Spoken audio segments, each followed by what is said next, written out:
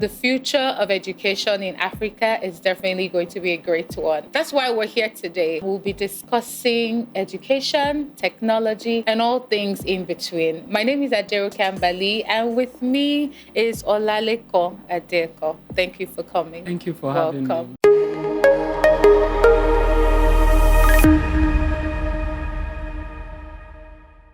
Yeah, you're the co-founder of TED Prime Hub. I want you to tell us a few about the things that you guys do. What do you guys do? I've looked it out. You do some really interesting things, consulting, helping teachers, but I'd like for you to, just discuss a few more things that you do. Thank you. So at TED Prime Hub, we say we are an hybrid EdTech company. Okay. So by the side, we are a Microsoft Global Training Partner. So we run trainings and we deploy Microsoft solutions for schools and institutions in Middle East and Africa. Right. And aside that, we also work with the youths and ensure they have the right set of skills in terms of technology. So we run different trainings from data analytics to cybersecurity, UI, UX, AI, and all that, ensuring that our students have the right set of skills to be able to live out the 21st century. So yes, education is at the core of what we do, but we also do a whole lot of other consultancy with businesses and all that. Right. So was there a point in time, was there any light bulb moment or any aha moment when you realized that, data, AI can transform education?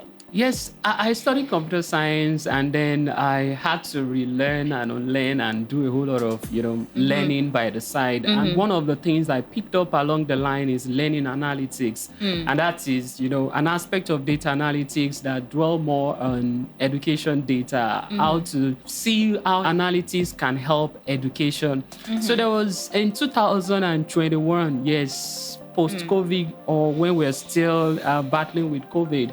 In Ogun State, I was at the Ministry of Education. Then I was working directly with the commissioner and the SA to the government on education, right? And then we were looking at how do we continue to engage with the students? They are back home, the teachers are back home. How do we continue to engage with them? So we started what we call Ogudiji class then, but that's not even where I'm going. Along the line, we said, the SS3 student will be preparing for WAEC. The GSS3 student will be preparing for BECE. So what do? We decided to come up with an online assessment for this set of students. And in the period of time, we've been having teachers jump on the screen at Ogun State Television, teach students. So we said, let's even assess whether students are actually following up with the programs and whether they are ready for WAEC as soon as COVID is over. So we did an assessment for the student, and we recorded about 80,000 students that participated on a weekend, on a Saturday, from 7 a.m. to 7 p.m. After they're done with the exam, I decided to, at least put my tasks to work, my skills to work in terms of analysis. So I looked at the data and then we analyzed the data. Prior to that time, we usually, assume and conclude that the students in a particular local government area will outperform others, flyers. Right? But looking at the data this time around, we're like, local government by local government, student by student, gender by gender, department by department. And it was saying a whole lot of other things. That's one. The second time was when there's this Oak Step World Bank project going on in the States. And then I was brought in with my partner as TED Prime Hub to analyze the STEM data from the school. And this huge data from all the schools, the teachers, the STEM teachers. And we looked at the performances of students over the period of years in all the local government. And the same thing came up again. A particular local government that nobody will have mentioned recorded on the average, better performances compared to other schools. In fact, some schools that we call model school, high flyers, we saw that their students have not been doing well in the last few years. So sifting through data will tell the people a whole lot of things. So it's like handling the teacher as a map in the wilderness. This time around, it's no longer a guesswork. They now look at the map and say, this is where I'm supposed to go to. This is where the problem is. This is the subject that the students are having issues with. So how do we deal more with this subject? So that time I'm like, more people need to know more, to know about how to leverage data in the class. I said we don't lack data. What we lack are the eyes to look at the data. So, and that is what's kind of doing more now, telling teachers, we gather a lot of data in school as assignments, attendance, a whole lot of other things. But what do we do with this data? And this is a silence data sitting somewhere, waiting for somebody to explore, waiting for people to bring out insight from that. So at times I tell people I work with silence. Right, I work with silence, the silence in teachers' exhaustion, the silence in a child's struggle that goes unnoticed. And I tend to use data and technology to give that silence a voice, sifting through the data and say, this is where we're going, this is the problem. And it will help the teacher, help the students, help the school, and even the government at large, on the direction to go. Thank you very much for that. It's very interesting when you say it like that. I don't think I've ever heard anybody speak about data in education like you just did, because I have a very fresh perspective now, really fresh. Because we gather these data every day, like you mentioned, but what are we doing with it? We need to start looking at it with renewed eyes. Assignments, data, like you said, the continuous assessments, data. Now, I know that you have worked with hundreds of teachers, different organizations, schools, different educational ventures and outfits. But still speaking on data, what do you notice that they find when they see that they have been leaving a lot of things on the floor? So now that they're looking at data with renewed eyes, what are some of the interesting conversations they start speaking about? And I'd like for you to share some of those with us. Yes, teachers now tend to do better and not just do guesswork. When they look at the data and we tell them, you don't just go to sleep after the student must have written the examination. And that's what we do. We'll mark, and then we're at the end of the term, you're looking to vacate or to go on vacation, enjoy yourself. You hardly go back to the script and say, what happened? So let's say on the average, they score 80%. You look at it and say everybody performed very well, right? 80% on the average. That's a very good performance. Good one. But if you had to dig very deep, you'll find out that maybe 100% of them or 90% of them failed questions from a particular topic. So if you don't do the analysis, you will just assume and say everything is fine and then we'll keep moving. But when you go back and look at this and say, oh, they all failed the question drawn from this topic, then next time I need to revisit that topic. Right. So it helps teachers to be able to do more and to even know their students. In this part of the world, we don't know anything about dyslexia, autism, and all those stuff. And we've got students that are battling with all this in the schools, and we hardly have the right support, that will run the student through the program and say, oh, this guy is dyslexic, and this is how to teach the person with that particular disorder. So when you look at the data over a period of time, you can say, why is it that this guy will always struggle when you're talking about this particular subject? Right. We had a boy while I was in the secondary school. He was 2 years a junior. Right. This guy will score like 99, 98%. Anything that has to do with calculation, mathematics, physics. But when it comes to story aspect, biology, Greek, the boy will be struggling because he has his strength somewhere. And you've got other students that their problem is not knowing how to identify B from D, basic things. But if you are able to look at the data and say, why is it that when we do this boy will not perform better? When we do more things that has to do with psychomotive, this guy is usually very active. So it helps teachers to be able to know their student better and to even assess themselves, because that's one thing that teachers hardly do. You assess yourself, you reassess yourself, you want to test. When I thought using this particular pedagogy, what happened? My class was, filled with life. Fun. Everybody they're having fun. But when I switched to something else, what happened? When I teach before break, compare that to when I teach after break. What is the data telling me? When I teach class A using this approach, and I Right. move to class B, something else happened. Happens, So yeah. using data do help them to really reassess themselves, to be able to see what the problem is, and no Right. longer do guesswork. So Right. it can really help schools to do a whole lot of things. Right. And many a times people look at problems and they just come up with their own solutions. They throw money Not- at a whole lot of not other things tailored for without the- necessarily digging deep and say, what is the main problem? Right. We were invited to a school, my partner and myself in Lagos. I will mention name, a big school. They have about 20 other schools in the entire country. And the owner of the school was lamenting, saying that we spent this amount of money buying paper. And they show us around the school. We saw their newly bought display screen, not even projector screen, all those big touch screen that they use today. And he said they are still spending more money on paper. I'm like, okay, they've got unlimited internet access in the school. They have everything. And I'm like, their IT department people were there.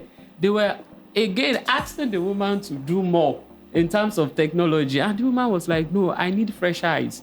I need you to look at what's going on. You know, when you look at the data that way, you're like, what else do you need? Why? Where are you spending more money on? Why do you need to spend more money on paper when your students are writing CBT and doing a whole lot of other things? So data will tell the true picture without emotion. So it doesn't have emotion. It won't look at you and say, oh, because you are not happy now, then I won't tell you the truth. It will look at the data and tell you, this is what I can find. These are the insights. Do a descriptive analysis. Not just descriptive, do diagnostic analysis with data. What led to what? Do prescriptive and then say, what should we do to arrest the situation? And apart from prescriptive, it can as well even do and say, you know what, let's predict the future.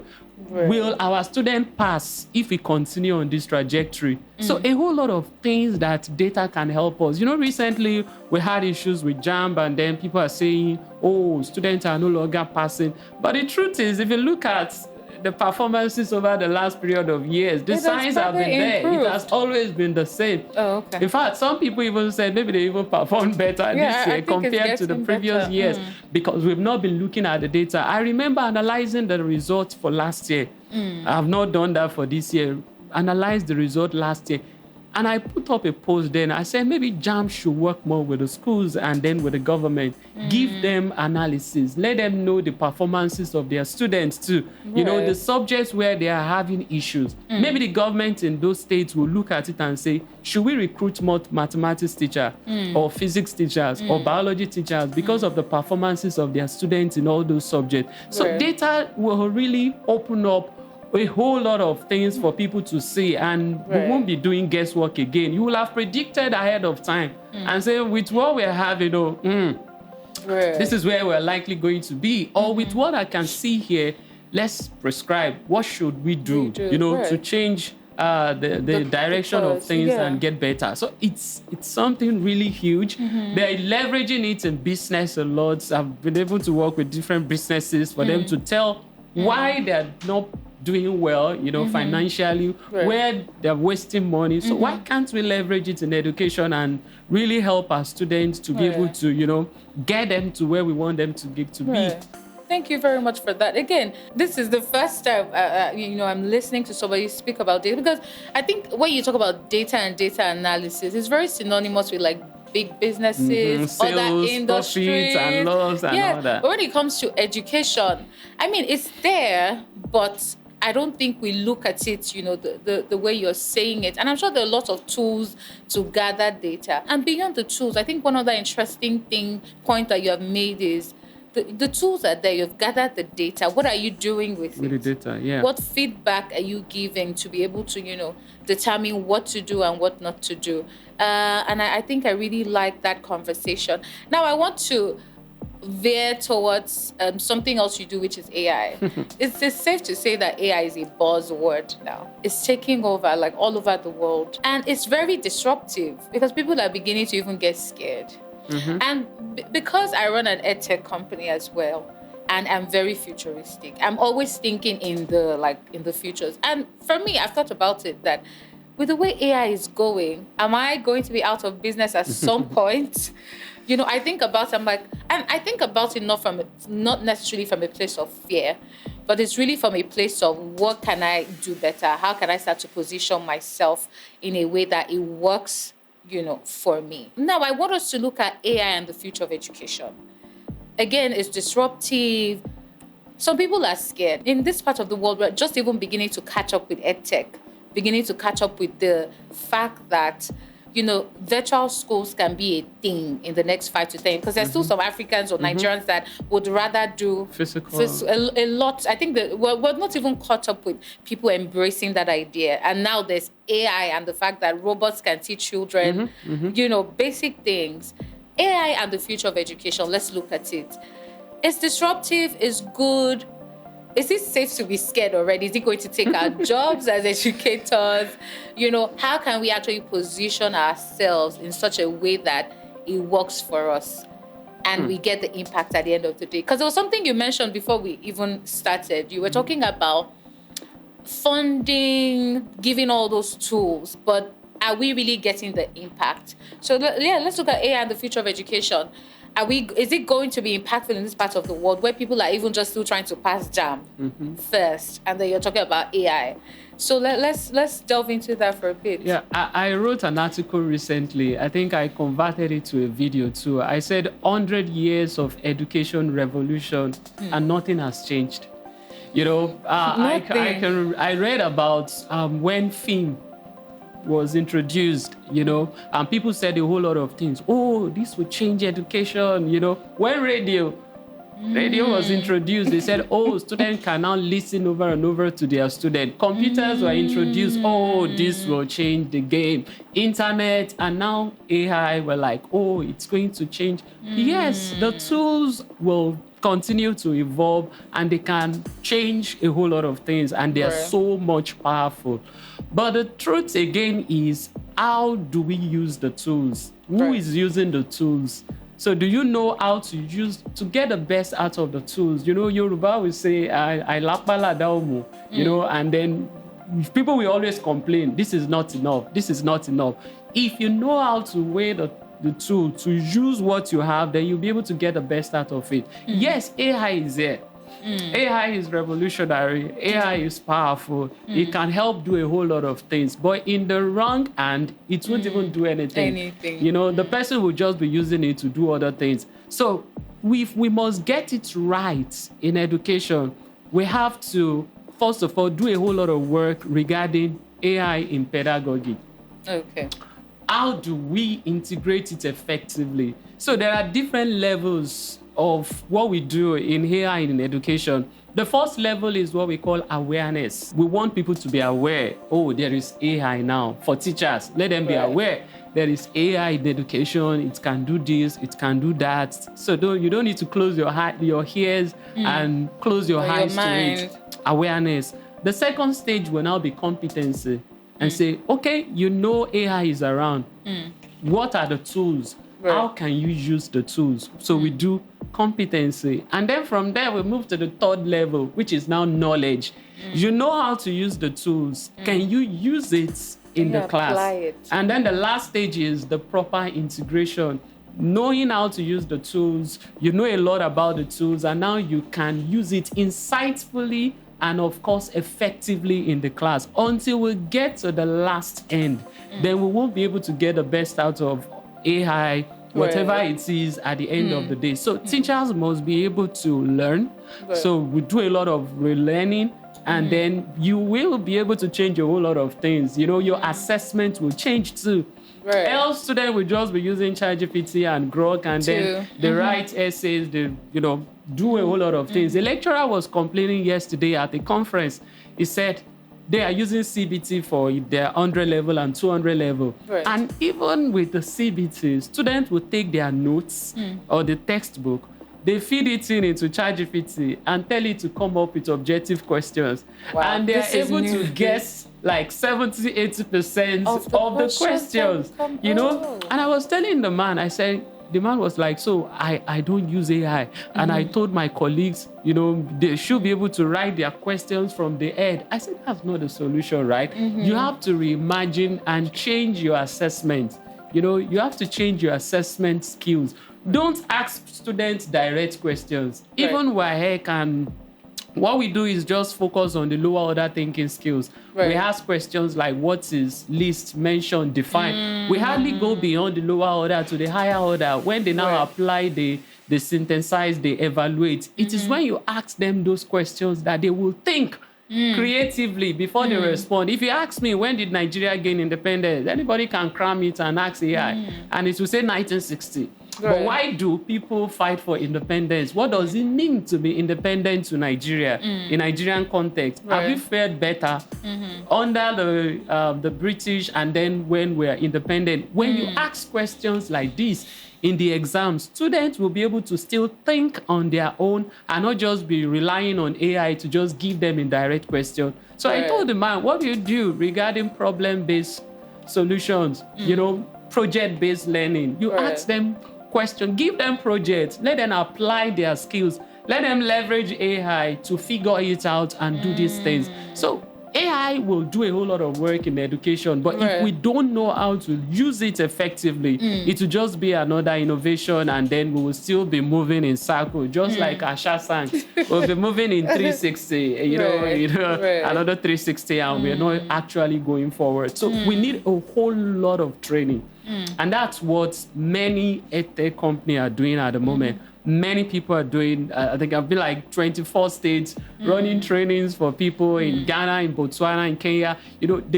It's the same, Even in the UK, we've got teachers and we're having conversations, and they don't know anything about AI. They are not Nigerians, right? They are British, even Americans, they are everywhere. So everybody is we are all at the learning stage now. We're just starting. So if you're out there and you're like, oh, maybe I've been left behind. No way. We're just starting. We don't even know where we're going. If you have the top researchers, they will tell you they don't even know where they're going in terms of AI because they get to see things every now and then. But the one thing is this, teachers that are not leveraging AI, they're probably going to be the one that will lose out at the end of the day. Because if you're employing a teacher now, you no longer need to ask the teacher, put it in your CV that you have tech skills. It doesn't matter again because we want to make sure you have it. So the same thing with AI now.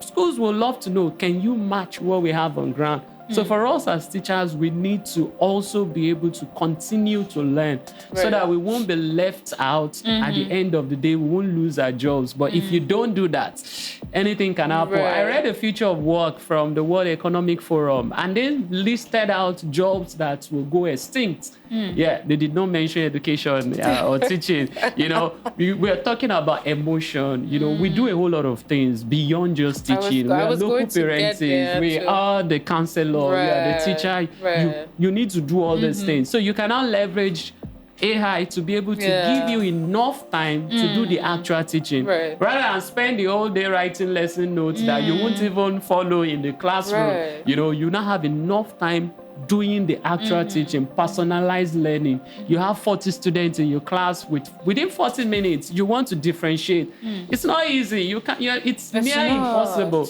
But with AI now, you will be able to say, give me different ways of dealing with people of different levels, or people with different learning, and you will be able to, these guys, this is what I'm going to do with them. This is what I'm going to do with them. But if you're not learning, AI in education will just be another buzzword, like you said, and then we will come back and everybody will still be complaining again that we are not getting better. So a whole lot of work still needs to be done. When you mentioned the days of radios, computers, really, it made me think about it that this could be just another buzzword that will pass if not properly used. That's for sure. I think I want us to move away from your work now, or from AI data, and look at what you've done over the years. I want us to talk about you for a minute, right? So what's one project that you're most proud of? Something that you look back and say, oh wow, I did that, and I'm definitely I feel fulfilled. Or are you the type that looks onto the next thing and you're like, there's no best one yet. We just we just keep going. It's a difficult question. In fact, I don't know which one to choose. I don't know what to say because just like you said, we keep going. We keep going. A lot of work to be done. I remember while I was still teaching then, I was at a secondary school in Ogun State. And then we got to the school the following day and the library was gone, burnt to the ground. All the books, everything burnt to the ground. And then I look at the students and a few of them do come around and say, oh, Master, we can no longer go to the library. All our books are gone. And that got to me and I sat down and I said, what can we do? We can't build a new library in a week or even in 1 year. You can't build a library 1 year. And these guys, they need access to books. So I started researching and along the line, I found what we call RACHEL, Remote Access Content for Education and Learning. And I said, can I build something around this? And I bought a Raspberry Pi, built the RACHEL, and this is how it works. It's like your mobile telecom router. Okay. So you can just place it down. It will home a Wi-Fi, and then all the devices around computers, mobile phone will see the Wi-Fi, connect to the Wi-Fi, and they will be able to access thousands of books and simulations on the computers, on the mobile phone without using internet. So I did that because we had computer laboratories in the school, but not internet subscription was not renewed, and all that. So we did that and the students started coming in. They were using the devices, they were learning. So all of you can be on the device at the same time doing different things. You're playing a video, it's not buffering because you're not on the internet. It resides on that machine. And you know what happened at the end of the day? Union Bank said, oh, we're doing EdTech competition. And then we submitted our project and we got the best EdTech solution in Nigeria then. So we got some money and then that solution is something that I'm kind of changing in a way now to now build like an AI solution retrained not to respond to students the way ChatGPT and Grok and Claude respond to student question. It will not respond to you directly. That's something we're working on. So we don't want students to just go there and say, what is photosynthesis? And then it will say, photosynthesis. No. It will say, what do you think about photosynthesis? Have you experienced something around that before? Why do you need photosynthesis? It will lead you. And at the end of the day, both of you will arrive at a conclusion. So that's something that gives me joy anytime I flash back and I'm like, oh, the students were able to, within a short period of time, were able to come up with a solution. And the other thing is,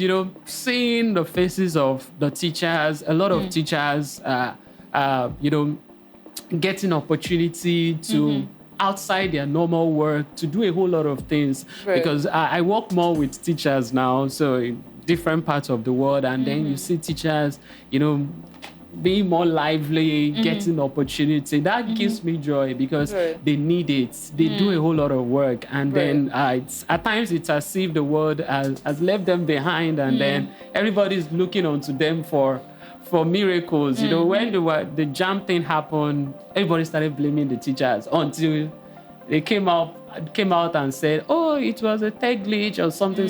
So everything, it's on the teachers. So I'm always happy when I'm able to help with the teachers, when I'm able to kind of open their eyes to certain things for them to be able to do better. I was in KB last year, we're training teachers and, ordinarily people will be like, oh, people from certain places. And I'm like, these guys are, super cool and talented. They all want to learn. So that's something they want to learn. Nobody wants to remain where they were last week or 2 weeks ago. They want to learn. And when we're able to work with them, the kind of joy at the end of the training gives me joy, that, lives are being changed because these are lives. They're not just numbers. So they are lives. And when they are better, their students, tens of thousands or millions of students will be able to do better too. Because education is not just a ladder. right? I see education more as a compass, and everybody deserves a compass to find their direction. So if they have a compass now, they can decide this is where I want to go to, for teachers, for students. So that gives me joy. And I would say these are some of those things that I love doing. And on my social media, I get feedback like every day because I just started creating content in 2021 or so, 22, I decided to do 80% Yoruba, 20% English. I saw something like 80% Yoruba, 20% English. And the kind of feedback I get from people, I'm always happy. People are like, oh, so this thing is like this. Now that I had it in my own language, it made more sense, Right. and people give feedback every now and then that I'm even unable to respond to all their inbox messages. And I'm like, oh, so people appreciate this. They are getting better. And that gives me joy, democratize learning, democratize teaching. I was doing it just for fun. And EdTech did like an interview. BBC reached out and I'm like, okay, so this small People thing that I was just doing my own thing. And we now have like a community where we talk about tech, talk about AI, talk about all this for our people to know what is happening, not just for educators, but for business owners, for common man on the street. And impacting lives, this is one thing that I can't even quantify. I'm always happy when people get better through me. Right. Well done. I think you're doing a fantastic job, by the way. Thank you. You're doing a great job. It's a lot saying that, all of these things, because people can speak passionately and say, oh, this, there are people you even talk to and say, I want to do this, I want to do that. You can talk all day, but making the move, it can be nerve-wracking. But for some people, they actually even want to make the move, but they think you need to have opportunities. You need to know someone. You need to, So for young people who want to venture into EdTech, for young people who want to build the next big scalable solution in Africa when it comes to education and technology, what are some of the advices you can give to them? I think that for what I've built as well, you can be grassroots and, still build something very impactful. Yeah. Thank you for that question. It's a lot to unpack, really, because you want to build something for a particular sector. You must be able to immerse yourself wholly in that sector to understand what goes on there. You want to play from end to end, what goes on in the class, the student's angle, the teacher's angle, the school's angle, the education system generally. The policy, you the want government. to policy everything. You want to be sure you know all these things so that you're not just building for building's sake. So you must be ready to build for impact first. Before you talk about the profits, right? Because in EdTech, it's neither here nor there. So if you were looking for a place to make more money, maybe you want to look at fintech and just leave EdTech now. But if you're looking at making huge impacts, impact is the goal. But at the end of the day, of course, the profit will come. So you must be ready to, understand what goes on in education. Right. Pick a problem, and then you want to work your way around the solution that works. And then a solution, you want to test it first in a school, test it first with a teacher, if it is teacher-centered or student-centered, before you now say you want to scale. So it shouldn't be something that you just decide on your own and say, I think this is a problem. And then you go ahead, build something sophisticated around it, and at the end of the day, maybe it's not even what the people need. So for me personally now, what I enjoy more now is the relationships and the collaboration with different people over the 15, 16 years, in education. So if you are in that sector, you understand that sector, building, leveraging partnership, leveraging collaboration, listening to people, getting survey, know what goes on, won't be a problem because you're there, you've been there. And for the young people that are just saying, oh, should I even go into education? Is it worth it? Do we have opportunities there? Or even teachers that are saying, they said this profession is something else. Is this profession for me? I started teaching in 2005, January 10, 2005, and I was posted to Remo Secondary School, Shagam then. because after my college, I finished as the best graduating student. So I got a job and I had my plans. My plans was to go to Unilorin immediately for my direct entry and then do my degree. But my mom begged and said, you know what? Take up the job now. I said, okay, I'll take up the job, but we'll strike a deal. You will still pay my school fees. Oh. Right. I'll take up the job. I'll do my university degree in TASWED, but you will be paying for it. Don't say because I'm making money. But I stepped in the classroom and I told myself, I don't want to be the same set of teachers that I disliked while I was in secondary school. You know, my chemistry was terrible in secondary school. It was when I failed chemistry in WAEC, and then I had to learn chemistry from another person, and I looked at chemistry and I'm like, it's not that hard. So what happened? So this woman just wasted my time, you know, and that person taught chemistry, broke it down, and I'm like, it's not that. So there's no problem. So I told myself, I said, you know what, I don't want to be that same teacher. So I started doing a whole lot of things with my student. And I was very young then. I was just 22. I think I was 23 and 2005 then. I was just doing my thing with so we were just like brothers and sisters. Yeah, like the older. I think it was like that when I started teaching too. I was so young. They were like young, and then the student would just be around me and we're like, we can do more. Right. So I had an opportunity in 2006 to attend a training in Abuja. And I got there, we were trained by Intel. They brought a person from India and we were told to go back to our states and train the teachers in our school. Oh, okay. Just 10 teachers in our school. So I go back, I told the principal, I said, I want to train 10 teachers. Within 1 minute, I said, no, let's train everybody in the school, about 80 thereabout. She said, that's fine. So I trained all the teachers in the school. And I said, we can do more now. We have neighboring schools. So I moved from one school to another in Shagam, training teachers. So I wrote my report to them at Intel, and they said, we don't need to be bringing in people from India to come and train us. It was Jacob that came in there, and they said, you can be handling the training now. I was doing my own thing without expecting anything. They said, send your account for your trouble. And you know, as then what they sent was even more than my 2-month salary. And I was like, so it be. So they started using me as their facilitator. So I started facilitating for Intel, along the line for Microsoft, for MultiChoice, even beyond the shores of the country. As a teacher, I was moving from state to state, one country to another country, facilitating, and that opened up the doors for me. So for the people out there, you know, you must be passionate about what you're doing. You know, you want to give it your all. I remember when I got back from the Fulbright program, which is another opportunity from teaching. I was in the US to teach mathematics and then learn for about 6 weeks.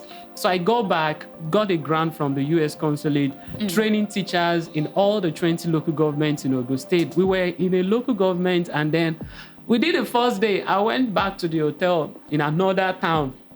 I wanted to go out the second day. Everywhere was silent. You know, no car, no bike. There were no cars anyway in that place. And I asked somebody, what happened? They said, they don't know. The person didn't tell me anything. So I started trekking in the bush.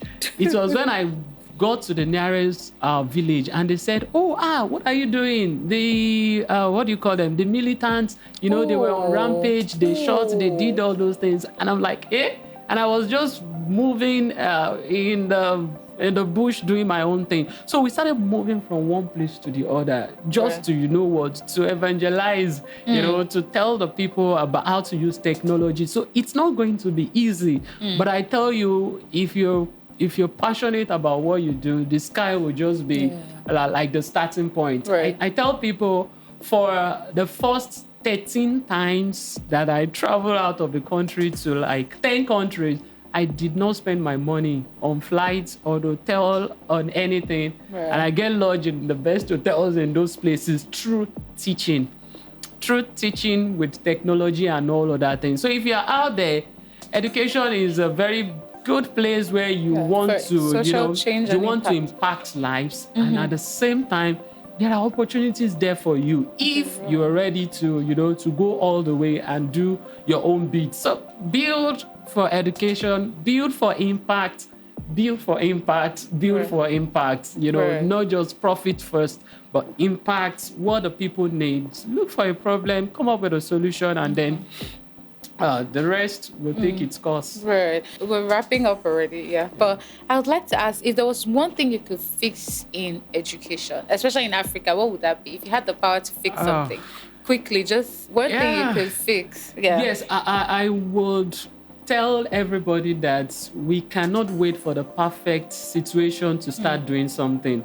We can't wait until we have the right infrastructure to build or to do anything in Africa. Yes, we are saying, a whole lot of work needs to be done in terms of infrastructure and all that, but we shouldn't just sit down and say, until we have the right infrastructure, we cannot move. We can look inward, we can build with whatever we have, we can make do with whatever we have and keep growing. So we just need to be more serious about education and see it as a big thing, and not just one of the things on the list for a governor or the minister and all that. The African Union, they've done a whole lot of work. We're discussing that at their headquarters in Addis, and look at the plans, for education in Africa. And I'm like, so we've got all the plans, but the execution is the problem. So I would say all the good plans that we have for Nigeria, for Africa as a whole, it's time to get dirty. It's time to implement all those things and get it done. And rather than waiting for international organizations here and there until they come into Africa to support us, we need to do a whole lot of work ourselves and help ourselves to be better. Africa can be the destination, for all the other countries out there when it comes to education. We've got the highest number of young people in the world. And so this is where we have the manpower for the future. And we need the right education to build ourselves up so that when those guys are coming here, they see that we're ready for them and we have the right set of skills. So we just need to be more serious in Africa and see education as something better. Serious. And the truth is, some countries they're doing better in Africa. Mauritius is number one. Botswana is doing fine. Namibia is doing fine.